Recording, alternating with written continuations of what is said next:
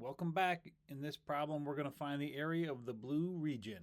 We have a quarter of a circle here, and then we have two semicircles, and one side of the quarter circle is going to be 12. So that means that the radius of the largest circle would be 12. So first thing we're going to do is let's find the area of the quarter circle as if the whole thing were shaded in blue. So that's going to be area equals pi r squared, but then we're going to divide that by 4 because this is only 1/4 of the big circle. So we got pi times 12 squared divided by 4. So the area is going to be 144 pi divided by 4. So the area for that would be 36 pi, as if the whole thing were shaded in blue.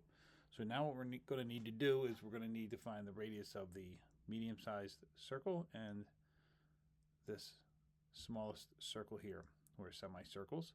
So if the diameter is 12, then that makes this radius here is going to be 6. Okay, so finding the area of this unshaded semicircle is relatively easy. That's going to be area is equal to pi r squared. But then we're going to divide that by 2. So the area is going to be pi times 6 squared divided by 2. The area is going to be 36 pi divided by 2. So the area is going to be 18 pi. Okay? So now what we need to do is we need to find the radius of the smallest circle here. So we're going to call each one of these r. Okay, and this whole side here is going to be 12, same as this one down here. So now what I'm going to do is I'm going to connect the center of these two semicircles with a straight line. Now I know it's a straight line because there's a rule. Here's the point of tangency. There's a rule that says if you have a radius drawn to the point of tangency of the circle, then that has to be at 90 degrees. So that's going to be 90 degrees here. That's going to be 90 degrees here. This part is going to be 6. This part is going to be r. And then this whole side here, okay, is going to be 12 minus the r up top here.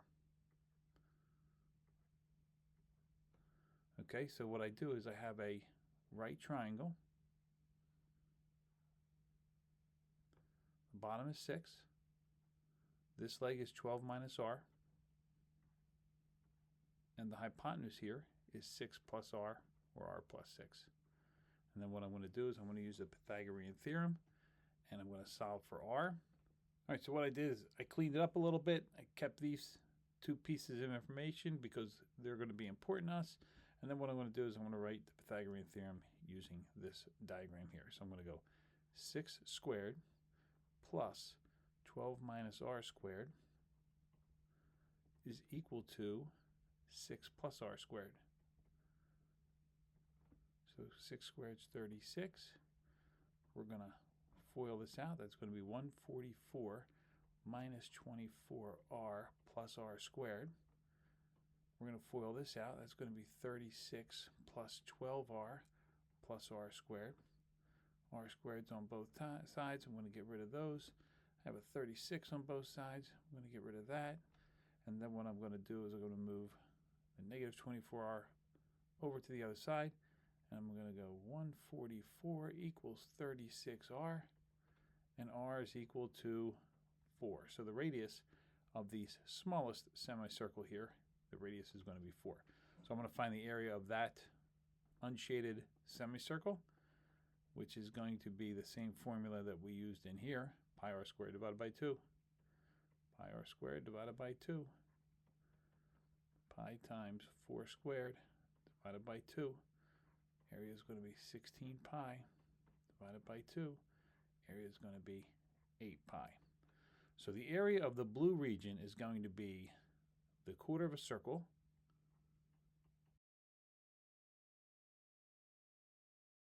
minus the area of the unshaded semicircle here plus the unshaded semicircle here, and that's going to be 18 pi plus 8 pi. So it's going to be 36 pi minus 26 pi. And our final answer is going to be area is equal to 10 pi units squared. And that's our final answer. If you enjoyed this video and like to see more, please smash that like button and subscribe to my channel. I will see you on the next video.